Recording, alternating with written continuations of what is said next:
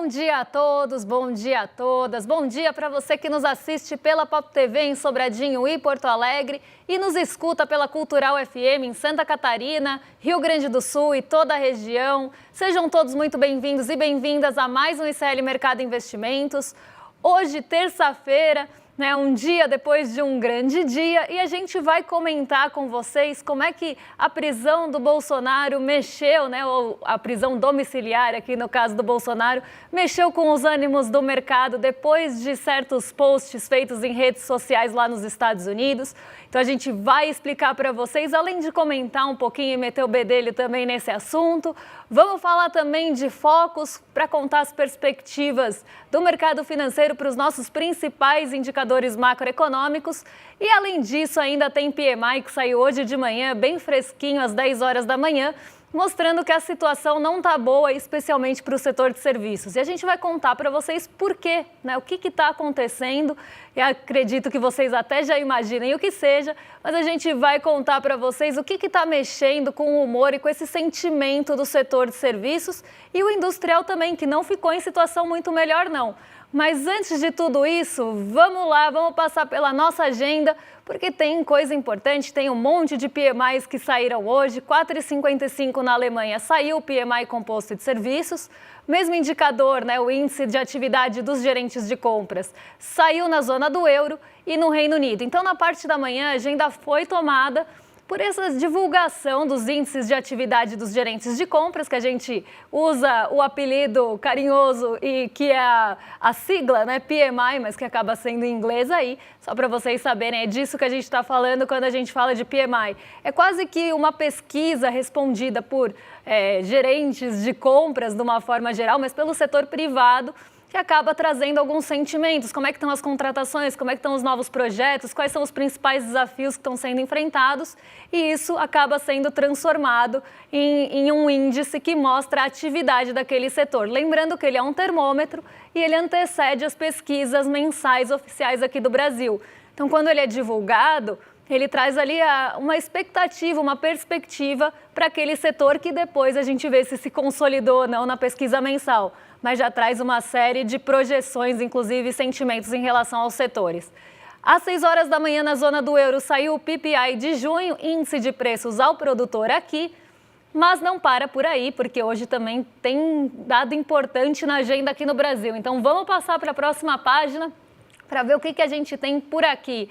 8 horas da manhã saiu a ata do Copom, aguardada a ata do Copom, mas que não traz muita novidade, como sempre. Acaba sendo um copy-cola do mês anterior, com algumas mudanças só para ficar mais tempestiva, para parecer que foi feita hoje, mas aqui reforçando aquele sentimento que a gente já sabe de juros mais altos por mais tempo. 9h30 da manhã saiu balança comercial, exportações e importações dos Estados Unidos de junho, e lá também, 10h45, teve PMI composto de serviços. Aqui no Brasil o dado não está na agenda, mas saiu às 10 da manhã. 11 horas agorinha, saiu o ISM de Chicago, na verdade o PMI do ISM de Chicago é uma outra medição diferente da S&P Global, a metodologia é diferente, mas a ideia é a mesma, mostrar como é que está o setor, os setores e o índice de gerente de compras, contando isso para a gente. A gente ainda tem mais uma página? Não temos mais uma página, então já vou devolver lá para o Diego, que está na redação, para contar para a gente como é que foi o fechamento de ontem. Diego, bom dia, como é que você está? Bom dia, Débora. Muito bom dia para a nossa querida audiência. Um prazer aqui estar nessa manhã tão especial, Bom dia para os nossos cidadãos livres que não estão em prisão domiciliar. Maria Helena, Liz Longo, Wanderson Silva. Wanderson, é Diego, tá? Não é Thiago, não. Gladys Garcia, todo mundo. Terezinha Rabelo, que voltou a aparecer aqui no chat. Novamente, um prazer estar aqui com vocês. Enfim, vamos para o nosso fechamento? Pois bem, o Ibovespa deu um respiro nessa segunda-feira. Por que será? Subiu 0,40% e fechou aos 132.971 pontos. Mas ainda parece travado, andando de lado desde o fim de julho. No mês, apresenta uma leve queda de 0,08%. No ano, ainda segura uma alta de 10,55%. Agora, lá fora, o clima foi de euforia. As bolsas de Nova York dispararam com a expectativa de corte nos juros pelo Banco Central dos Estados Unidos entre setembro e outubro. Segundo o nosso portal, isso enfraqueceu o dólar globalmente e puxou os juros futuros do Brasil para baixo, o que normalmente ajuda a bolsa a subir. Mesmo assim, o Ibovespa não deslanchou. Um dos freios foi a Petrobras, que caiu junto ao preço do petróleo no mercado internacional.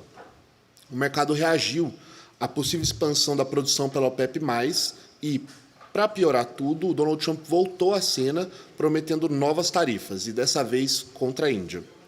Do lado positivo, a Vale subiu quase 1% e os bancos também ajudaram a segurar o índice. O Banco do Brasil e o Santander, em específico, avançaram mais de 2% no dia de ontem. No câmbio, o destaque foi o real. A moeda brasileira liderou a valorização global com a ajuda do fluxo estrangeiro, do minério de ferro em alta e das expectativas de diálogo entre Brasil e Estados Unidos. Com isso, o dólar caiu 0,69% e fechou o dia cotado a R$ 5,50, no menor valor desde o início de julho. Débora? Vamos lá, né? Vamos entender o que aconteceu ontem, porque foi um dia que aconteceu muita coisa, né? Teve toda essa discussão em relação à corte de juros lá nos Estados Unidos, e isso trouxe um bom humor aqui para o Brasil e para os mercados emergentes no geral, para as moedas emergentes, porque diante de uma queda nos juros dos Estados Unidos, se espera que esses recursos voltem a buscar risco, tenham mais apetite pelo risco e comecem a migrar para países emergentes, inclusive o Brasil. Então a gente acabou surfando ontem nessa onda que veio de Nova York. Então, aqui sem trocadilhos com tsunamis, mas a gente surfou nessa onda que veio lá dos Estados Unidos, justamente por conta dessa expectativa de corte em setembro e outubro, devido aí à queda nos números do payroll, né, que é o relatório de emprego. Mas, hoje de manhã, o mercado acordou bem cauteloso, bem ali receoso para onde iria o mercado por conta do decreto, né, da prisão domiciliar de Jair Bolsonaro ontem. Como ontem o mercado já estava fechado, já estava no aftermarket, a única coisa que acabou respondendo um pouquinho a isso foi o Ibovespa Futuro. Hoje de manhã, o sentimento era de cautela porque ninguém sabia os rumos, né, para onde iria esse mercado, né, os mercados de forma geral, de câmbio, de juros e a Bolsa, depois da prisão decretada, prisão domiciliar aqui no caso de Jair Bolsonaro. E até separei algumas coisas aí para vocês entenderem por que é que o sentimento ficou pairando no ar. Porque Bolsonaro, para o mercado financeiro, ele é meio carta fora do baralho. Então ele não tem muito poder, ele mesmo, ou qualquer notícia relacionada a ele, em mexer com o ânimo do mercado ou com o humor do mercado financeiro. Ele sozinho não tem mais essa força, ele realmente é uma carta fora do baralho. Inclusive, eu separei aqui para vocês uma fala, né, logo que saiu a prisão, né, a prisão domiciliar de Bolsonaro, a Michelle comentou aqui, eu achei isso muito bom porque eu estava lendo as notícias sobre o mercado e eu acabei me deparando com essa frase. Michelle diz, Deus mesmo é juiz, após prisão domiciliar do marido. Então, será que Deus está julgando o Bolsonaro, né? Será que Deus é juiz? E a gente até separou, hoje o departamento de memes do mercado de investimentos está a todo vapor, acordou de bom humor e acabou fazendo uns memes para vocês. Então aí, ó, só Deus pode julgar, gente, Deus julgando. Aí eu amo esse meme, né? Tem várias versões dele. Então, Michelle, tá aí a resposta para você. Deus mesmo é o juiz. Então, já está respondido, tudo bandido. Mas vamos entender por que é que o mercado teve essa reação a esse presente antecipado do Dia dos Pais dos filhos do Bolsonaro, né? Que colocaram aí o pai na cadeia. Na cadeia ainda não, queria que fosse, mas colocaram ele preso aí em casa. Bolsonaro ficando em casa. Agora, melhor já ir se acostumando o mercado financeiro, porque ele já era carta fora do baralho e agora está mexendo aí com os ânimos por conta dos Estados Unidos. Então, na verdade, a reação não foi a prisão domiciliar de Bolsonaro propriamente dita. Isso, inclusive, já está sendo, né, esperado há bastante tempo e, como falei, Bolsonaro já não tem mais força. Inclusive, quando saíram outras notícias relacionadas a ele, não teve força nenhuma, não mexeu com nada, não mexeu o dólar, não mexeu os juros, não mexeu ninguém. Mas um post, e aí, né, a gente falava tweet, né, um tweet porque foi feito no Twitter. Hoje, quando é feito no X, eu já não sei do que chama mais. Será que é cheat? Não sei, mas tem um tweet aí do departamento, né, lá dos Estados Unidos, do Departamento de Estado, muito importante, que isso sim mexeu com o humor. A prisão do Bolsonaro, propriamente dita, não. Mas aqui, esse tweet que até está em português, ele tem a versão em inglês e português, mas a gente pegou a PTBR para vocês. E aí fala o seguinte: o ministro Alexandre de Moraes, já sancionado pelos Estados Unidos por violações de direitos humanos, continua usando as instituições brasileiras para silenciar a oposição e ameaçar a democracia. Impor ainda mais restrições à capacidade de Jair Bolsonaro de se defender publicamente não é um serviço público. Deixem Bolsonaro falar. E isso me lembrou, inclusive, um outro meme, né, que era aquele da Britney Spears, né, quando ela começou ali a ter uma perseguição pela mídia, que era o Leave Britney Alone, né? E aí eu lembrei disso, né? Deixem Bolsonaro falar, Leave Bolsonaro Alone. Mas vamos voltar lá no tweet, que tem também uma outra resposta, e a gente vai ler as duas para vocês. Os Estados Unidos condenam a ordem de Moraes, que impõe a prisão domiciliar.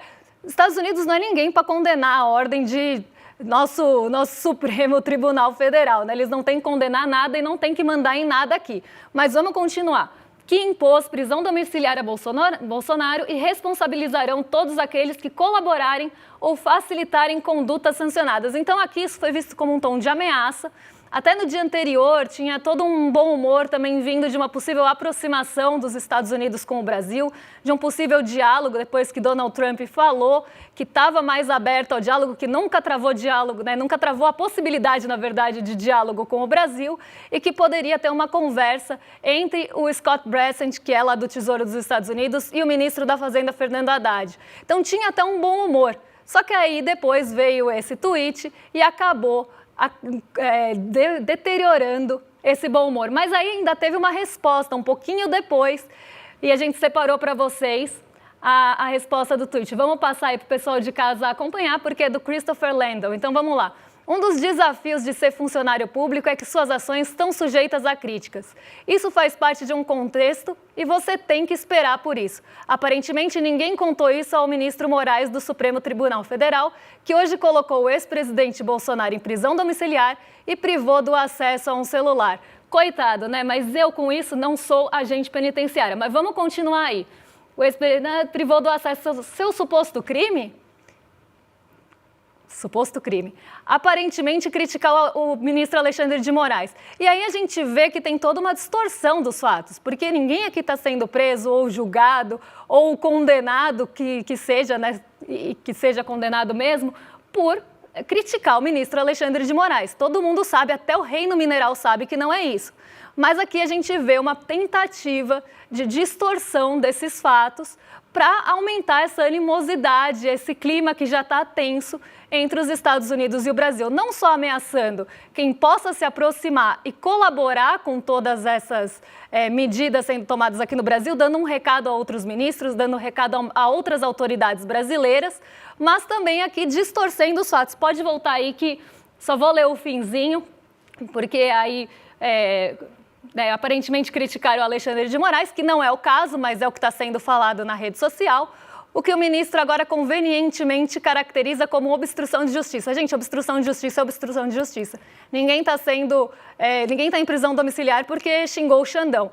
Os impulsos orwellianos desenfreados do ministro, orwellianos, talvez, né, de Orwell aqui, desenfreados dos ministros estão arrastando a corte e seu país para território desconhecido de uma ditadura judicial. E aí vem aquele blá blá blá todo de novo, de ditadura da toga, né, que o ministro Alexandre de Moraes está extrapolando seus poderes, que ele é um ditador, que a gente não tem uma democracia e que tudo isso, né, que está acontecendo com o Bolsonaro acaba sendo um reflexo de um desentendimento ou uma crítica a Alexandre de Moraes, e como eu falei, até o Reino Mineral sabe que não é nada disso. Mas quando algumas entidades do governo postam esse tipo de coisa e retweetam também, né, porque a conta anterior do Departamento de Governo também acabou retweetando esse outro tweet do Christopher aqui. Então parece que eles estão reiterando essa postura. Quando eles reiteram essa postura, eles dão recados claros. E isso que aumentou a cautela no mercado. O fato da prisão domiciliar, sozinha, sem Trump, não teria movimento nenhum no mercado. Mas como os Estados Unidos acabaram respondendo dessa forma, a cautela acabou aparecendo de manhã, o sentimento, esse receio acabou aparecendo de manhã, não pela prisão, mas por uma expectativa de que possa ter algum reflexo aqui no Brasil pelos Estados Unidos. Então, que Donald Trump vai tomar alguma medida em relação a isso. Só que esse receio, esse mau humor durou bem pouquinho, porque hoje de manhã Donald Trump foi à CNBC, né, uma rede de TVs lá nos Estados Unidos, e ficou todo mundo de olho, inclusive eu acompanhando em tempo real. E o que foi falado lá? Eu peguei um resumo aqui para vocês, para entender aí o que o Trump falou hoje, quem que ele atacou, porque ele vive atacando pessoas. Então, Jerome Powell foi atacado mais uma vez, então ele falou a mesma coisa de sempre, chamou Jerome Powell de too late, falou que ele é atrasado, que ele precisa cortar a taxa de juros dos Estados Unidos, e ele comemorou a saída da Adriana Kugler lá do Fed. A Adriana Kugler era uma diretora do Fed, ela saiu e ele comemorou essa saída de Adriana Kugler e está todo mundo esperando quem que ele vai colocar no lugar. Uma das expectativas era o próprio Scott Bessent, mas isso já foi descartado, ele disse que vai procurar outra pessoa. E aí, quem vai ser indicado por Donald Trump, a expectativa, a aposta é que seja alguém alinhado a ele e que vá ter a voz de Donald Trump no Banco Central dos Estados Unidos. Então ele aproveitou para comemorar a saída da Adriana Kugler, ameaçou a União Europeia, citou tarifas para semicondutores e farmacêuticas e falou um pouco de acordo da China. Então aqui ele falou da Suíça, né, a Suíça que estava inclusive chocada com as tarifas impostas a ela, não entendendo também.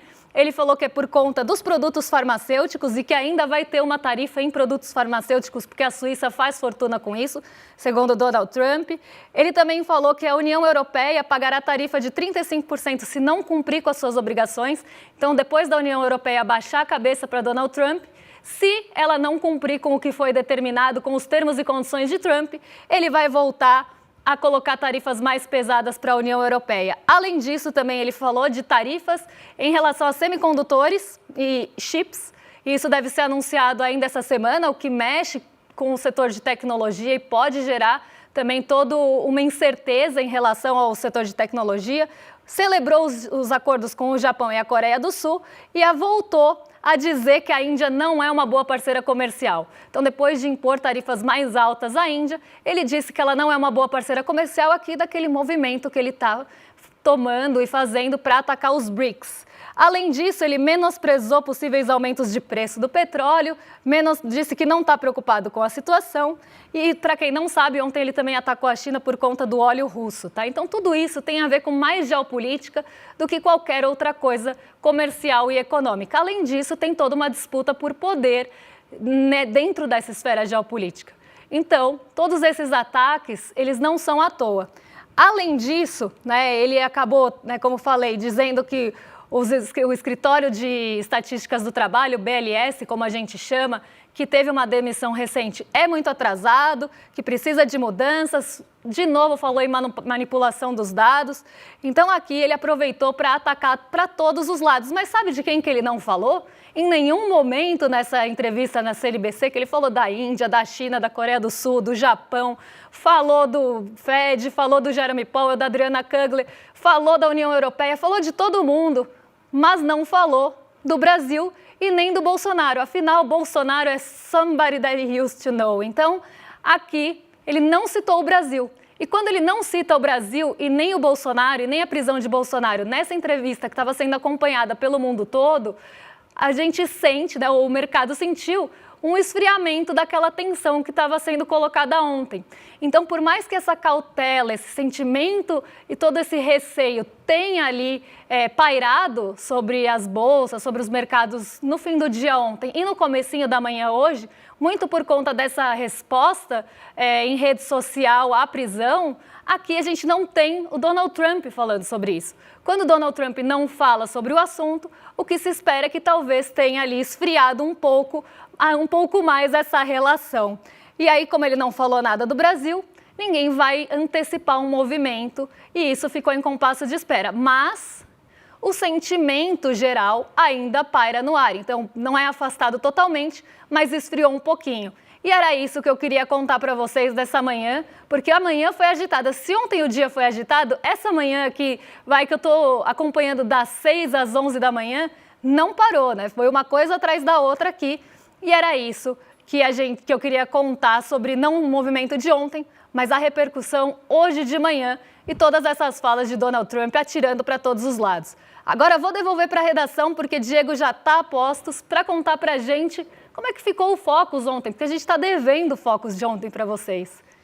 Débora, só que eu vou ter que esperar só um pouquinho para falar sobre o Focus, porque tem pessoa aqui que quer dar recado pra gente. Seja bem-vindo aqui ao nosso programa, Tudo Vitinho. bom? Gente, só para avisar que eu acabei de cobrir uma manifestação maravilhosa e vai passar essa semana, então fiquem atentos no rolê, hein? Um beijo. É isso, valeu, meu querido, tamo junto. Enfim, feito esse breve diálogo com o nosso querido Vitinho, vamos falar sobre o Focus. O Focus ele foi divulgado ontem de manhãzinha pelo Banco Central do Brasil. E o garoto de recados do mercado financeiro aponta certo alívio e estabilidade nas projeções dessa semana. Selic e câmbio desse ano e do ano que vem não tiveram suas projeções alteradas. A taxa básica de juros segue nas alturas e o dólar continua orbitando ali na casa dos R$ 5,60, R$ 5,70. Agora, as projeções para a inflação de 2025 e de 2026 foram novamente reduzidas. Parece que o mercado está mais tranquilo com relação ao controle de preços. Em contrapartida, a projeção para o crescimento do ano que vem também diminuiu. Agora, Débora, o que mais a gente consegue observar a partir do Focus dessa semana? Bom, algumas coisas importantes, né? Primeiro, eu queria comentar, né, quando a gente fala alívio e estabilidade, isso me lembra uma série de filmes que a gente tinha ali nos anos 2000, né? Acho que a maioria desses filmes eram da Jane Austen, inclusive. Tinha o quê? Tinha Razão e Sensibilidade, tinha Desejo e Reparação. O que mais que a gente tinha? Tinha Orgulho e Preconceito. Né? Vocês lembram de mais algum? Enfim, eu não lembro, mas eu lembro que todos eles, a maioria deles, na verdade, era baseado em Jane Austen e tinha Keira Knightley no elenco. Mas aí quando eu vi Alívio e Estabilidade, eu não consegui pensar em outra coisa a não ser nesses filmes que foram lançados aí em larga escala nos anos 2000. Mas vamos ver o Focus, né? O que tem no Focus dessa semana e que recados importantes realmente ele traz com o alívio e a estabilidade, porque era isso que eu ia falar, mas aí fui tomada por pensamentos intrusivos sobre filmes. Mas vamos lá, o alívio vem da inflação. Então, mais uma vez aqui, por mais uma semana, o IPCA foi revisado para baixo, agora em 5,07, estava em 5,09 na semana passada, em 4,43 para 2026. Tudo bem que para 2026 a gente tem muita coisa para rever aqui. A gente não, né? O mercado financeiro tem muita coisa para errar e tem muita revisão para fazer. Mas o importante do IPCA de 2026 aqui, que eu quero chamar a atenção, é que cada vez ele está caindo abaixo do teto da meta. Então está ficando cada vez mais para baixo aí do teto da meta, que é 4,5. A meta é 3, 1,5 para cima, 1,5 para baixo. Então tem que ficar nessa banda. E aqui a gente está, né, na previsão se afastando cada vez mais. E no IPCA de 2025, ainda que estejamos acima da meta nas projeções, a gente também tem uma aproximação do teto da meta, né? Então, paulatinamente, semana após semana, o mercado financeiro está revisando suas projeções de inflação e aproximando da meta. E toda essa leitura em relação à inflação tem a ver com a Selic? É a Selic alta que está fazendo esse efeito acontecer no IPCA? Não, porque a gente não tinha, né, uma inflação alta ali de serviços, e isso inclusive aparece em alguns pontos, né, quando a gente olha de forma mais detalhada o IPCA, o que vinha pressionando muito o nosso índice de preços aqui do Brasil eram os alimentos, né, alguns alimentos estavam puxando a inflação muito para cima, e o grupo alimentos num geral. Além do grupo alimentos, o que hoje pressiona bastante, né, o grupo alimentos está dando trégua. O que hoje fica ali no radar e o que preocupa é a energia elétrica, que também não tem sensibilidade nenhuma à Selic, porque aumentar a Selic não faz chover em reservatório, não melhora a condição climática para desligar a termoelétrica. Então, essas pressões inflacionárias que foram e voltaram não tem nada a ver com a Selic em 15. Mas, como o recado foi dado e reiterado hoje na ata do Copom, a Selic deve continuar em 15% por um patamar mais longo, por um período mais longo e um patamar mais elevado. em um período mais longo. Então, a gente deve continuar tendo uma Selic alta, restritiva, que está enforcando a nossa atividade urbana. Inclusive, não vai dar tempo, mas o PMI mostra muito isso. Amanhã eu conto para vocês como a taxa de juros já está mexendo com esse índice e como a nossa atividade está em piores patamares aí em anos, mas muito por conta dessa Selic alta em 15%. Se a gente tem uma projeção que a Selic vai continuar alta e que só começa a cair no primeiro trimestre do ano que vem, a situação continua restritiva. Mas mesmo assim, mesmo uma Selic em 15% não está sendo suficiente e nem eficiente para baixar essa inflação para baixo do teto da meta. Então, ela não leva essa inflação para baixo da meta mesmo em 15%. É porque a gente tem uma inflação de serviços que não está conseguindo ser controlada pela Selic? É porque a gente tem outros fatores que a Selic controla e que ela não está conseguindo controlar? Não. É porque a inflação vem de vários fatores mais ligados à oferta e não à demanda das pessoas. E essa oferta, ela continua com alguns problemas em alguns setores. Então, você pode subir a Selic até onde você quiser. Alguns preços não vão reagir a isso. E aí, o mercado financeiro conta outra história para a gente. Por quê? Vamos colocar aí na tela de novo. Antes, a historinha do mercado era: o PIB está subindo muito, a gente está com uma atividade muito aquecida, crescer 3 para o Brasil é demais, isso vai gerar inflação, então precisa subir a Selic em patamares elevadíssimos para conter essa atividade econômica. Muitos, inclusive, comemoraram a desaceleração econômica. E aí, com isso, a Selic vai ser levada para pelo menos o teto da meta. A gente está com uma Selic altíssima, uma projeção de crescimento estável, que fica sempre orbitando aí os 2,23, e mesmo assim, a Selic e a projeção, o IPCA e a projeção do IPCA continuam acima da meta. O que mostram que essa historinha contada pelo mercado financeiro tem um furo muito grande aí, porque ele deixa justamente o que eu estava explicando para vocês de lado. Os preços que não reagem à Selic, que não são consequência de uma atividade econômica elevada ou aquecidíssima, como ele diz, que estão levando o IPCA para cima. O IPCA está sendo levado para cima por outros fatores.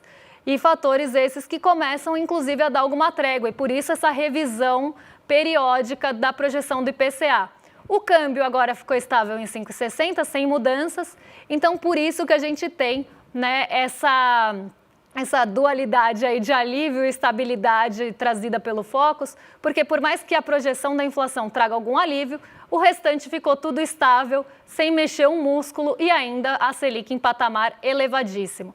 E aí outro ponto que eu queria chamar a atenção é que o mercado financeiro ele dá recados pelo Focus. Não é à toa que a gente brinca e chama o Focus de garoto de recados do mercado. Porque aqui não somente ele mexe com as perspectivas, mexe com as expectativas das pessoas que não produzem o relatório.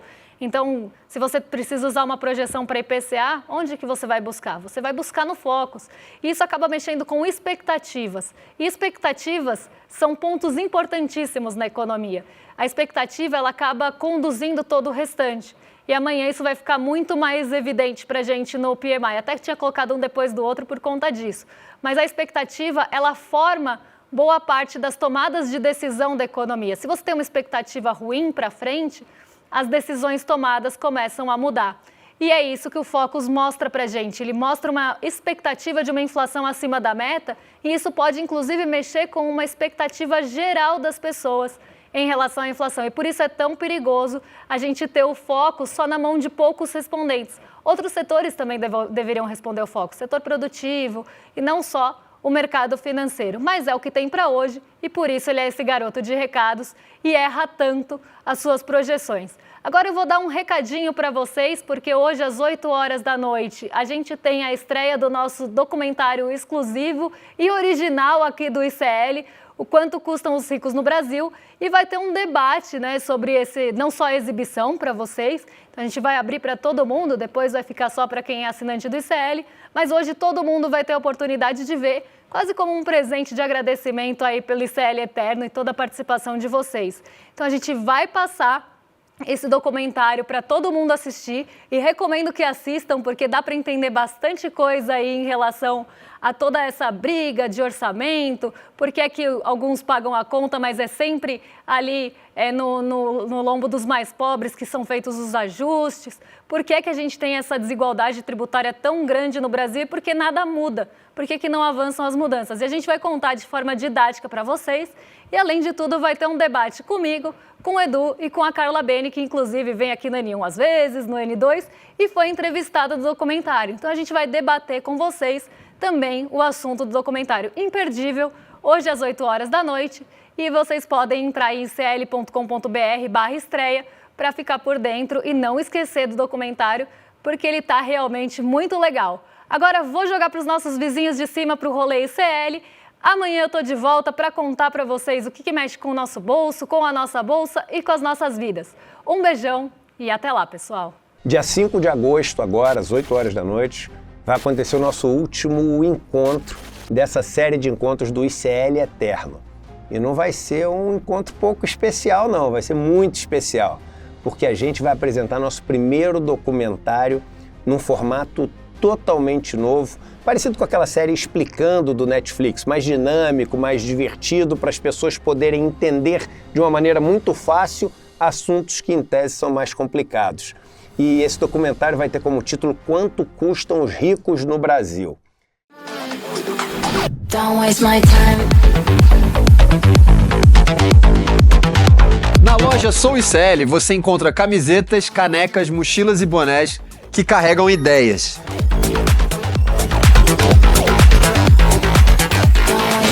Produtos com propósito para quem acredita em justiça, consciência e transformação. Vista, use, leve a luta com você. Acesse souicl.com.br e escolha o que representa você. ICL, souicl.com.br, tá tudo lá.